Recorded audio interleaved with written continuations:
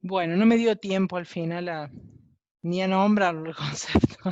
Se nos acabó la clase.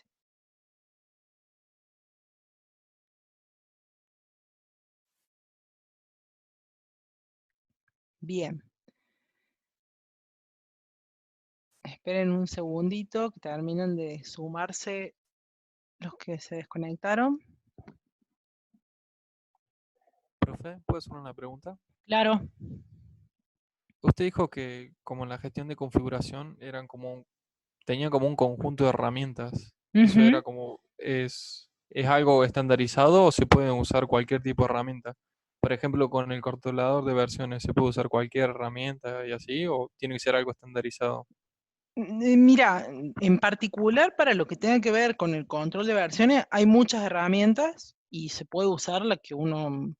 ¿Vos estás hablando específicamente de la materia o estás hablando en términos de mercado? No, hablo en general en cuestiones Mira, de en general, en configuración términos de del software. mercado, hay distintas herramientas. Algunas Ujú. suelen ser como más útiles para, a lo mejor para versionar código, y algunas otras son como más útiles para versionar documentación. Eh, en principio, digamos, hay distintas herramientas y bueno, y cualquiera de ellas puede ser de utilidad. Pueden usar Git, pueden usar eh, hasta SharePoint, digamos. En principio hay distintas herramientas y tiene que ver con, pueden usar Tortoise, la que quieran, digamos. Franco me pregunta por qué uno usa Webex. En realidad es una decisión de la cátedra usar esta herramienta, usar Zoom, digamos. Así que, bueno, es algo que decidamos cambiarlo. De todas formas, creo que algunos otros docentes han tenido algunas dificultades con Webex, pero bueno, digamos que me excede. Esto ha sido un acuerdo de la cátedra, así que no es algo que yo lo vaya a cambiar. Bueno, volvemos a lo que estábamos hablando. La configuración del software, y acá ya empezamos a hablar un poco de lo que me preguntaban recién. Me decía, ¿podemos saber cómo volver a la versión del producto? Bueno, ya cuando hablamos de la configuración del software, decimos que la configuración es un conjunto de ítems, ya no es uno, con su correspondiente versión en un momento del tiempo determinado. Entonces, cuando yo tengo un conjunto de ítems, cada uno versionado en una foto en un momento del tiempo determinado, decimos que eso es una configuración del software. Lo que pasa que para poder completar este cuadrito, acá voy a volver dentro de un ratito, para poder completar este cuadrito hay algo que es importante y que es lo que se llama línea base, digamos. La línea base es lo que nos va a permitir poder identificar o poder marcar en un determinado momento del tiempo con etiquetas para saber que en ese momento tengo una configuración que que es estable y a la que puedo volver en un determinado momento del tiempo, y sé que de alguna manera esa configuración a la que puedo regresar en algún determinado momento del tiempo conserva las características que yo identifique como integridad de mi producto, digamos. Entonces, no nos alcanza simplemente con identificar la configuración del software, sino que nos alcanza con identificar además la línea base. ¿Y qué es esta línea base? Y bueno, justamente es esto que yo les decía recién. Es una configuración, es decir, un conjunto de ítems de configuración con su versión, que ha sido revisado formalmente y que ha sido probado. Hemos llegado a un acuerdo de decir, esto es una versión, una configuración estable del producto. Nos hemos puesto de acuerdo que nos puede servir como base y que si nosotros seguimos avanzando en el tiempo y en algún momento detectamos que nuestro producto no es íntegro, podemos volver a esa configuración que ya está revisada y en la que hemos llegado a un acuerdo que nos permite asegurarnos que sabemos qué es lo que hay ahí, digamos, ¿sí? De la misma manera, como nosotros dijimos, trazamos acá una línea base, etiquetamos esta configuración y decimos, esta configuración ya ha sido revisada y sabemos que es estable. Si yo quisiera hacer un cambio sobre esa línea base, necesitaría tener definido un procedimiento formal para hacer un control de cambio. ¿Por qué? Y bueno, porque si yo no tengo un procedimiento formal para hacer un cambio sobre una línea base, ¿qué me va a pasar? Y que en realidad eso que yo estoy esperando lograr, digamos, de que llegué a un acuerdo, que lo puedo tomar como base y que después si llego a tener algún problema puedo reproducir el entorno de desarrollo en ese momento dado de la línea base, si lo puedo modificar sin tener un procedimiento formal, y la verdad que no voy a poder hacer todo lo que quiero hacer definiendo la línea base, digamos, ¿sí? Entonces, para repasar un poco, nosotros tenemos la versión de cada uno de los ítems, la configuración que tiene un conjunto de ítems con su correspondiente versión, y una línea base que es una configuración que ha sido revisada formalmente y que me sirve de base para poder seguir avanzando en la construcción de mi producto de software. ¿Cómo hago para identificar una línea base? Es una etiqueta. ¿Qué es lo que hago yo? Es poner y decir, che, esta configuración, que le pongo este rótulo, esta etiqueta, está revisada. Trazo, por eso se llama trazar, trazo una línea base. Trazo una línea base y a partir de ahí sigo evolucionando mi producto. ¿Tengo algún problema en el futuro con mi producto? Yo puedo volver a esa línea base y puedo reproducir el entorno de desarrollo, la foto que tengo en ese momento de la línea base, porque justamente es la configuración revisada formalmente y que nosotros acordamos y sabemos que es estable, ¿sí? Entonces, para poder lograr esto que por ahí me preguntaban recién, decir, che, si yo me doy cuenta que tuve algún problema y quiero volver para atrás, además del concepto de ítem de configuración, además del de versión, me hace falta el de configuración del software y el de línea base, ¿sí? ¿Se entendió? La línea base se escribe en la documentación. Yo en la documentación defino en dónde voy a trazar las líneas base. A ver, creo que en la slide que sigue tengo un ejemplo, acá está. Porque uno puede trazar una línea base y, y yo puedo definir que una línea base la defino en un momento en donde todavía no tengo código. O sea, no necesariamente la línea base tiene que ser cuando yo ya tengo código. La línea base la puedo trazar en cualquier momento de tiempo. Y en el plan de gestión de configuración, que ya vamos a ver más adelante, que es lo que nosotros, en el plan de gestión de configuración, ¿qué hacemos? Es donde decimos cuáles son los ítems, cómo los vamos a nombrar, dónde los vamos a guardar. En ese plan también decimos cuáles van a ser las líneas base, en qué momento del tiempo yo voy a trazar esas líneas base, digamos. Entonces, en la documentación, en el plan de gestión de configuración, también tengo que identificar cuáles son las líneas base, digamos, ¿sí? De nuevo, la línea base es una foto, acuérdense que eso que es una etiqueta de una foto de la configuración. No necesariamente, dependiendo en qué momento del tiempo esté, no necesariamente incluye todos los ítems de configuración, porque si hay ítems de configuración que en el momento que trace la línea base todavía no existe, y bueno, esa línea base todavía no lo incluye, ¿sí? Profe, Sí, eh, en un repositorio Git sería un tag, la línea base. claro, exactamente.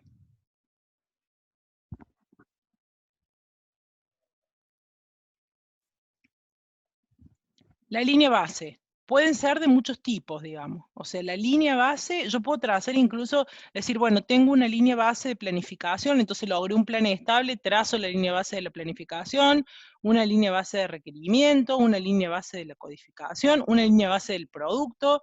Hay muchos tipos de línea base. Lo que pasa es que uno naturalmente o normalmente, como la que más identifica es la línea base que yo trazo o que tagueo, digamos, y que está relacionado con el software, perdón, no con el software porque todo es software, con el código, digamos, ¿sí?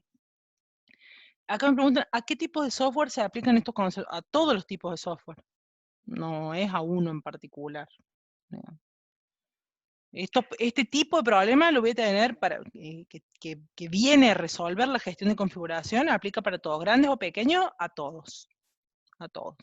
Salvo que, no, a todos, digamos. Y cuanta más gente hay vinculada a la construcción del producto de software, y bueno, más necesario es. Pero lo mismo, aunque haya una sola persona que construya el software, lo mismo aplica, digamos, ¿sí? Para todos. Lo que pasa es que normalmente, y como pasa con cualquiera de estas actividades o con cualquiera de estas disciplinas, no es lo mismo todo lo que yo voy a definir en mi plan de gestión de configuración para un software pequeño que para un software grande. Y habrá algunas actividades que no son necesarias. Ahora, la identificación de los ítems de configuración la voy a tener que hacer, la identificación de la línea base la voy a tener que hacer. Ya vamos a ver después que vienen otras actividades, como por ejemplo las auditorías, que probablemente en un proyecto ágil y que sea un producto pequeño no las voy a hacer, digamos. Pero esto que estamos viendo hasta ahora, sí, digamos, todo esto va. ¿Sí? Otro concepto importante, una cosita que yo me pasé, que es un concepto accesorio, pero que está bueno remarcarlo, es el tema de la variante, y que tiene que ver con aquellos ítems de configuración que evolucionan por vías alternativas, y que tienen que ver, por ejemplo, supónganse que ustedes tengan un producto de software que lo tengo que construir de manera distinta dependiendo del sistema operativo que lo soporta. Y bueno, entonces probablemente yo tenga variantes de un ítem de configuración porque van a evolucionar por separado, porque estoy construyendo, digamos, justamente del mismo ítem de configuración, tengo una versión y su variante, porque, por ejemplo, si es para un sistema operativo, una funciona con sistema operativo Windows, por ejemplo, y otra funciona con Linux. Y cada una de esas variantes van a evolucionar por separado, porque las dos tienen que evolucionar, no es que va a evolucionar una sola, digamos. ¿Sí? Una Un pregunta, concepto que, profe. sí. Entonces sí se escucha, ¿sí? Sí, se escucha perfecto. Eso puede ser, por ejemplo, que yo desarrollo un sistema y depende del mercado donde deployo que tenga distintas características, entonces tengo Claro, versiones. exactamente. Entonces, en realidad, salvo que en tu versión vos puedas, digamos, sí, pero va a ser medio difícil. Sí, normalmente a eso se refiere la variante, digamos. En eso está relacionada la variante. Ustedes en el práctico ese aspecto no lo van a trabajar, pero está bueno que lo sepan, digamos. Otro de los conceptos importantes que tienen que ver con la gestión de configuración son las ramas, digamos. Y esto tiene que ver sobre todo con la parte práctica, digamos, de cómo empezamos a trabajar con las herramientas de versionado, como nombraban recién, por ejemplo, Git, y cómo empezamos a trabajar en esto de poder evolucionar el software que nosotros vamos construyendo, digamos. Entonces, uno de los conceptos que es importante es el concepto de las ramas, digamos.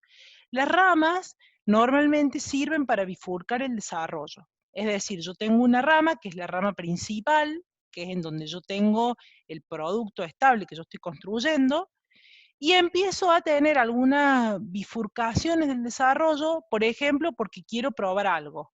Por ejemplo, porque quiero experimentar con alguna funcionalidad que a lo mejor la agrego o a lo mejor no. O porque quiero evolucionar en el desarrollo por un determinado lugar alternativo, digamos. Bueno, en ese caso se usan las ramas, que normalmente lo pueden ver como dentro de cualquiera de estos softwares, tanto del SVN como del Git, en todos aparece, digamos, naturalmente. Y ahí, digamos, lo que fundamentalmente se hace es dar la posibilidad con el branch, que son las ramas, dar la posibilidad de poder avanzar en estas bifurcaciones del desarrollo en una manera paralela a el desarrollo de la rama o del máster del producto, digamos. ¿Qué se hace después? En algún momento del tiempo se hace un merge, si es que yo quiero integrar esa rama que yo desarrollé al producto o a la rama principal. Si lo quiero integrar, hago un merge, si no, lo descarto, porque puede ser que yo haya querido experimentar algo que no haya obtenido los cambios que a mí me hacen falta, descarto esa rama y sigo con la rama principal o con las otras ramas alternativas con las que yo estaría trabajando, digamos. El merge lo que me permite es incluir esos cambios que yo hice a la rama principal, digamos. Normalmente esas ramas que se crean para bifurcar el desarrollo o tienen que integrarse en la rama principal porque lo que yo quise desarrollar y lo que yo quise probar ya está listo, está funcionando y quiero que formen parte del producto principal, o lo descarto porque lo que yo estuve probando o experimentando no me resultó, y entonces lo descarto, digamos, ¿sí? Tiene que ser o una alternativa o otra. En algún momento esas ramas tienen que unificarse con el máster, necesariamente, ¿sí? Y lo que plantea acá es esto de que pueden surgir conflictos, es porque cuando se sincroniza esa rama y se hace el merge, y bueno, puede ocurrir que haya algunas cuestiones de consistencias que haya que resolver, ahí lo que hay que elegir es cuando hay diferencia, digamos, con cuáles nos quedamos, básicamente. Estos son algunos conceptos que probablemente ustedes los profundicen en el práctico, pero que bueno, está bueno en principio que vayan tomando contacto con los mismos, digamos. Otro de los conceptos que es importante y que está relacionado con el tema de... Sí, ¿alguien va a preguntar algo? Sí, disculpe. Sí. ¿Puede volver a la filmina Sí, anterior? sí. Bien. A ver qué. Bien, ahí está. A ver, por lo que entiendo gráficamente, el merge lo que hace es integrar y el diff como que deriva para volver a lo anterior. No, Que- el diff nos ayuda, supongamos que nosotros queremos integrar y hay algún conflicto, hay algo que está, digamos, en la rama que yo quiero integrar que no es compatible con lo que está en el máster. El diff lo que nos ayuda es decir, bueno, a ver dónde está la diferencia para yo decidir de esa diferencia cuál es la que continúa en la rama principal y cuál es la que descarto. Digamos. Ese sería el punto, digamos. Son conflictos que son normales, porque como yo hago un desarrollo, como yo estoy por una rama y estoy haciendo algo, por decirlo en paralelo, puede ocurrir que cuando yo quiera hacer el merge haya algo que no me coincida con el máster. Y bueno, y ahí es donde yo tengo que resolver esa cuestión de consistencia y decir, che, ¿qué hago cuando hago el merge? ¿Dejo lo que está en la rama o dejo lo que está en el máster en esto que es inconsistente? El diff lo que me permite darme cuenta en dónde está la diferencia. Para eso es, digamos.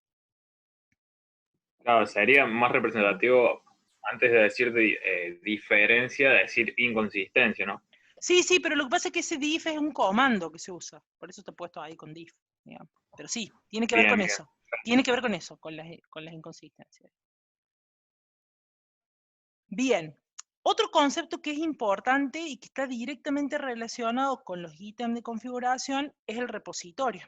¿Se acuerdan que yo les decía que cuando nosotros armamos el plan, tenemos que poder identificar los ítems, que vamos a tener que definir la regla de nombrado, y ya vamos a ver adelante de qué se trata eso, pero lo importante es que yo tengo que definir para cada uno de esos ítems una identificación única, porque si no después no los voy a poder encontrar, y los ítems los voy a almacenar en algún lugar. ¿Sí? Los voy a almacenar. ¿En dónde los voy a almacenar? En un repositorio, digamos. Básicamente, ¿qué tiene ese repositorio? Justamente el repositorio es el que guarda cada ítem con toda su historia, digamos, y con todo lo que yo tengo que ir guardando relacionado a ellos, digamos. Todos los ítems de configuración los tengo que almacenar en un repositorio, ¿sí?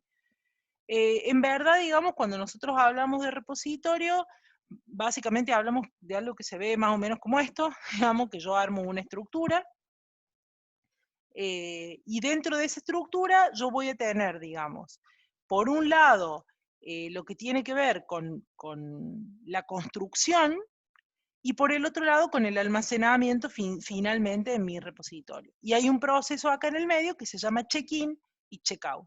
El check-out, que normalmente es el proceso que le permite a las personas que están trabajando o desarrollando el producto de software, acceder a la versión o a lo que está, digamos, disponible de cada uno de los ítems de configuración en el repositorio.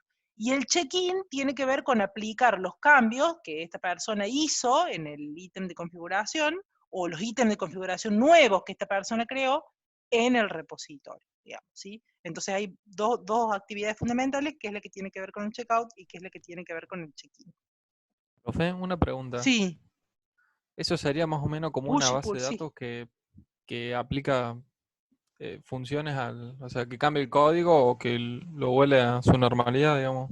No, el repositorio es algo como esto, así digamos. Eso finalmente, por supuesto, está almacenado en una base de datos, o puede estar almacenado en una base de datos, pero finalmente se ve como esto, como una estructura de repositorio en donde yo adentro de cada una de estas carpetas o directorios voy identificando y voy guardando cada uno de los ítems de configuración. Esos ítems de configuración pueden ser código, puede ser una especificación de requerimientos, puede ser un documento, etcétera, digamos, ¿sí? Y para poder hacerlo, ¿qué es lo que yo hago? El checkout es, che, hay un ítem de configuración que a mí me interesa modificar, me lo paso disponible para poder modificarlo, y después lo devuelvo una vez que ya lo modifique. Por acá me pregunto si es push y pull. Sí, es push y pull. lo pueden ver también como commit y update, o como check-in y check-out. Digamos, depende del software, le ponen como nombrecitos distintos, pero es lo mismo, digamos, ¿sí? Y en ese contexto hay, podríamos decir, dos tipos de repositorios, digamos, o dos tipos de manera de trabajar con un repositorio. Una de las maneras es con un repositorio centralizado, en donde yo tengo en el repositorio todos los archivos y todas las versiones, y los administradores tienen un control sobre ese repositorio, sobre lo que ahí ocurre. En lo que tiene que ver con el checkout, se trabaja un archivo individual, cuando se termine ese archivo, o un conjunto de archivos, se suben de nuevo a ese repositorio centralizado. ¿Qué tiene, digamos, este tipo de estructura? Un fuerte control de los administradores sobre lo que hay en el repositorio. ¿Qué desventaja tienen? Y que si algo pasa acá en el servidor, tenemos un problema. Porque en lo que vemos acá, digamos, del trabajo individual, no tenemos versionado este servidor. Distinta es la alternativa de los repositorios descentralizados, en donde cada cliente tiene una copia exactamente igual del repositorio completo, digamos, ¿sí? ¿Cuál es la particularidad? Digamos, que cada uno trabaja con los ítems de configuración que necesita modificar y después sube, digamos, o hace el check-in de las modificaciones que hizo sobre esta versión para que los demás en algún momento la actualicen, digamos.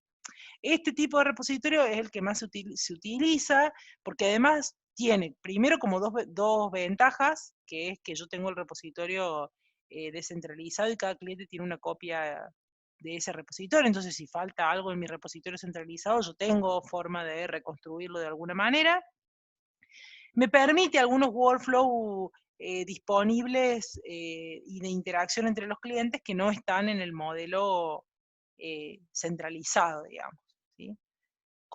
Esto es simplemente como para que conozcan, digamos, cuáles son las alternativas de los repositorios. De todas formas, este esquema que veíamos antes, de que a partir de acá, digamos, se construye en el cliente y después se hace el check-in, o sea, se hace el check-out, construyo y a partir de ahí hago el check-in, funciona en los dos, con las distintas particularidades, pero funcionan en los dos mecanismos, en el de repositorio centralizado y en el de repositorio descentralizado. ¿Hasta acá alguna duda? Aparte de de lo que ya consultaron. Bien, a partir de ahora, esto era, yo les había dicho, hay ciertos conceptos que son como claves para la gestión de configuración. Dijimos los ítems de configuración, hablamos de la configuración del software, hablamos de la versión, hablamos de la configuración, hablamos de la línea base, hablamos de los repositorios y también vimos algo de las ramas. Todos estos son como conceptos sueltos. Ahora lo que vamos a ver es dentro de la disciplina de la gestión de configuración, en dónde o en qué actividad dentro de esa disciplina usamos cada uno de estos conceptos. Entonces, volvemos a la definición de la IEEE. Dentro de la definición de la IEEE podemos identificar estas 4 actividades que son las que conforman la gestión de configuración. Las 4 actividades son identificar ítem de configuración, con todo lo que eso significa. La segunda actividad es control de cambios. La tercera actividad tiene que ver con el informe y el control del estado de los cambios. Ya vamos a ver que esa es una actividad que prácticamente está totalmente automatizada. Y la última actividad que tiene que ver con la auditoría, que les diría que es una actividad que claramente, si nosotros hablamos de gestión de configuración en contextos ágiles, sería una actividad de la que sería candidata a prescindirse, por las características que tienen los proyectos que se trabajan en contextos ágiles, ¿sí? Estos son los elementos, lo podemos encontrar como actividades fundamentales o como elementos principales de la gestión de configuración. El primero tiene que ver con la identificación de ítems de configuración. Nosotros ya vimos que es un ítem de configuración, que era como el primer punto importante. O sea que ya a esta altura ya sabemos que es un ítem de configuración. Lo que yo les decía es que cuando hablamos de identificar los ítems de configuración, tenemos que tener en cuenta varios aspectos, digamos. Uno de los aspectos es poder identificarlo.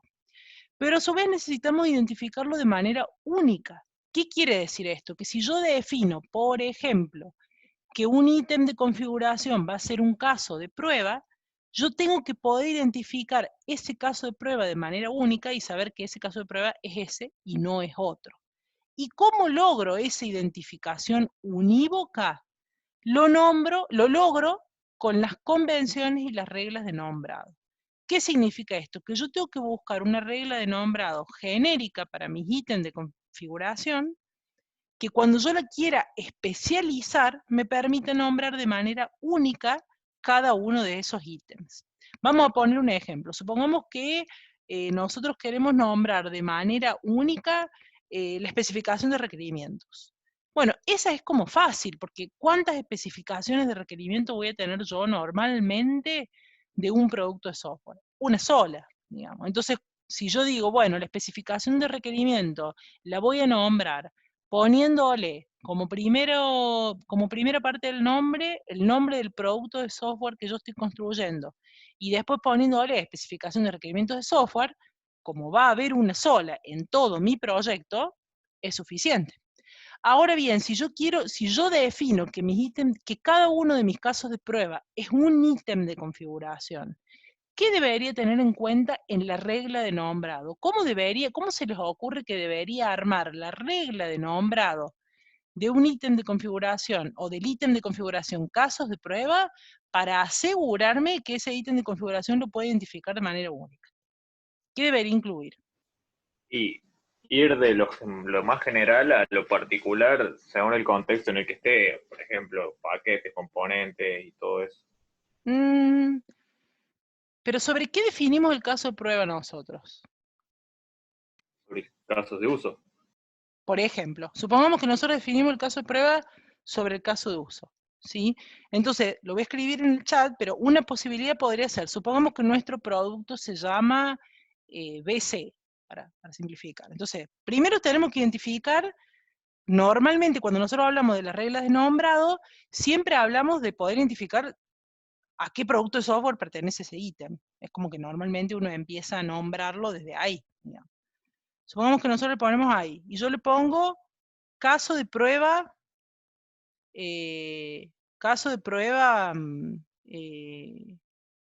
1. ¿Les parece que eso me podría permitir identificar unívocamente el ítem de configuración caso de prueba? ¿Ese caso de prueba que yo creé, digamos? No, porque yo no tengo ni idea cuál es el caso de prueba 1. No tengo forma de saberlo, digamos. Entonces, normalmente, cuando yo tengo que identificar un ítem de configuración, en la regla de nombrado, probablemente lo que yo tenga que incluir es, sí identificar que se trata de un caso de prueba, ponerle alguna etiqueta en donde yo, por ejemplo, le diga acá va el número del caso de prueba,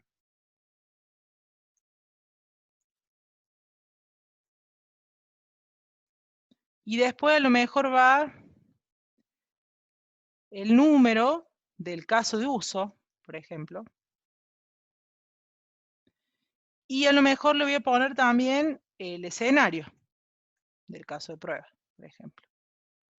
Pero a su vez, como acá hasta acá voy a tener solamente números, caso de prueba 1 y el caso de uso 22, el escenario 1, le quiero poner también un nombre, para que cuando yo lea, poder identificarlo. Entonces, ¿qué digo? Voy a ponerle el nombre del caso de prueba, le voy a poner un número, podría ponerlo al revés, digamos. El número del caso de prueba, el nombre, voy a decir cuál es el caso de uso al que ese caso de prueba se refiere y cuál es el escenario de ese caso de prueba. Fíjense que yo lo puse acá con etiquetas, porque yo todavía no sé cuáles son los... Ah, perdón, nunca le di Enter, perdón. Entonces, ¿qué pongo yo acá? El nombre del producto de software.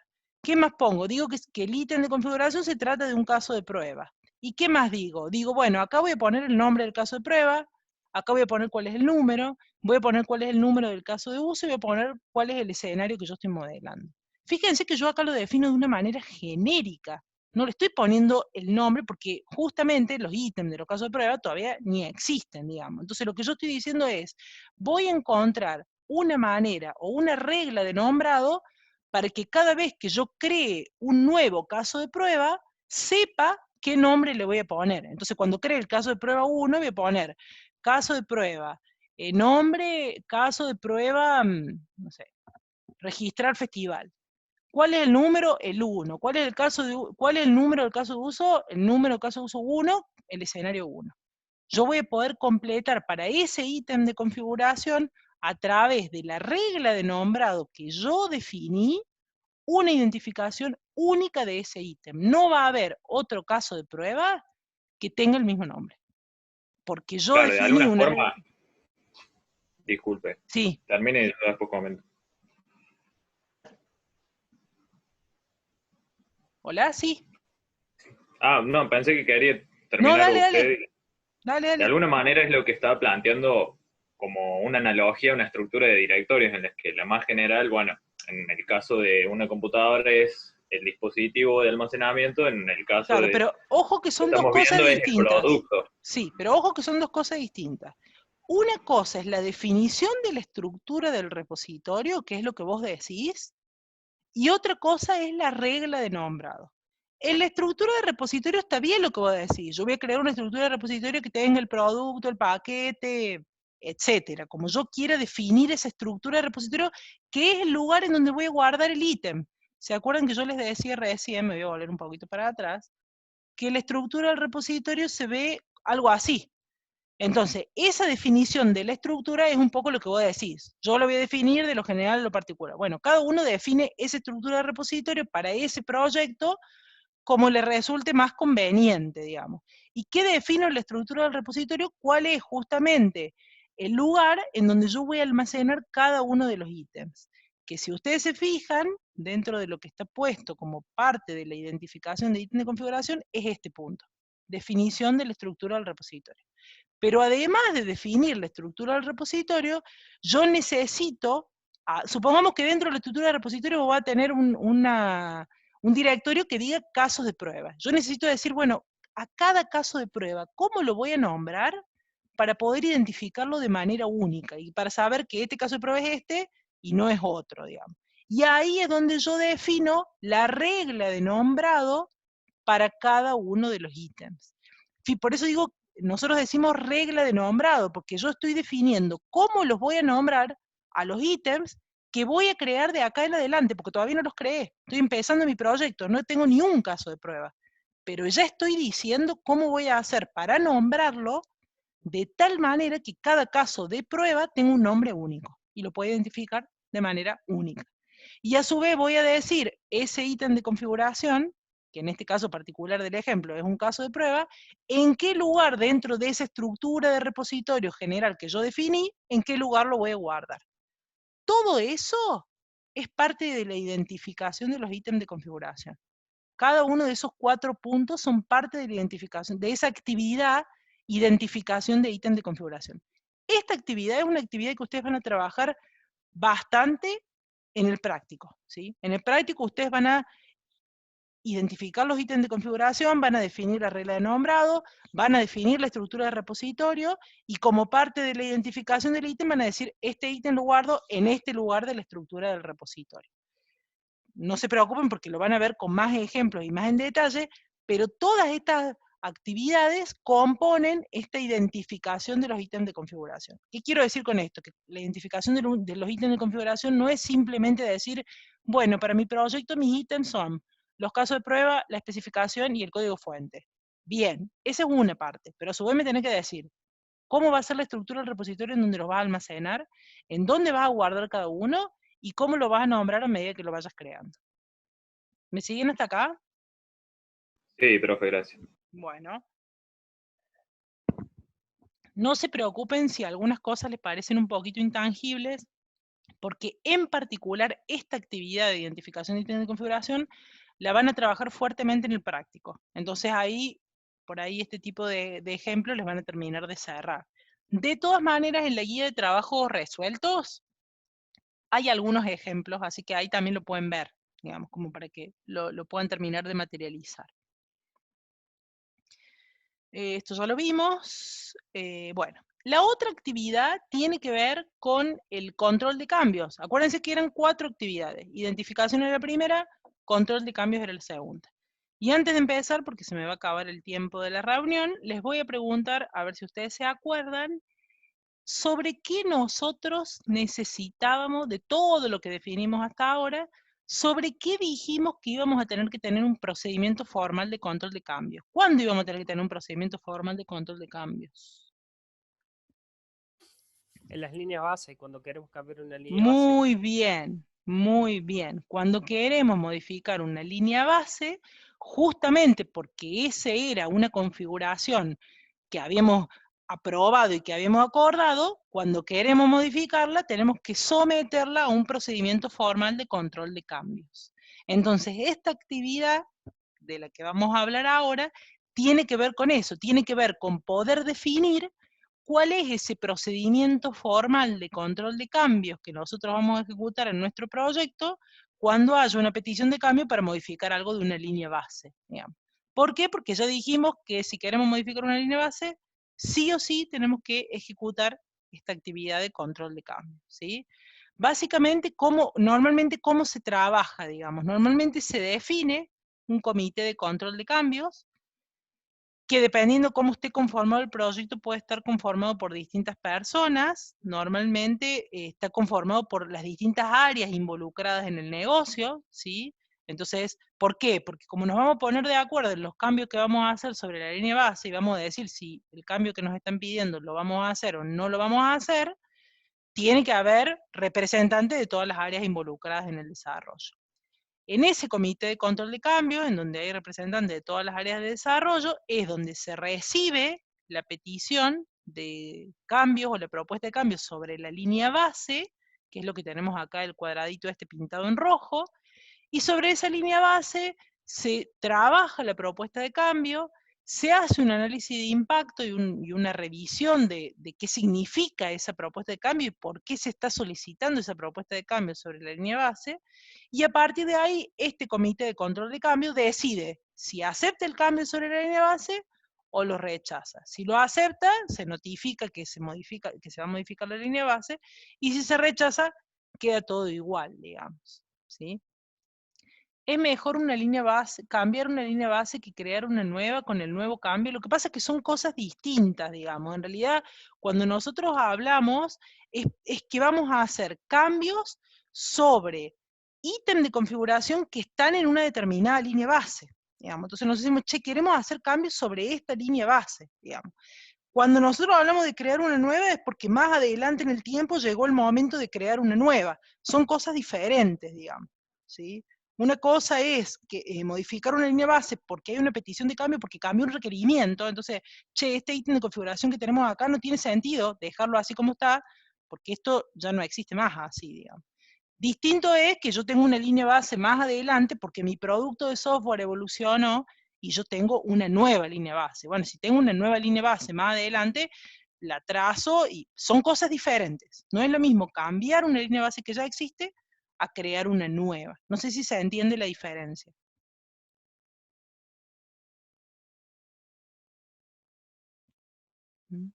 Perfecto.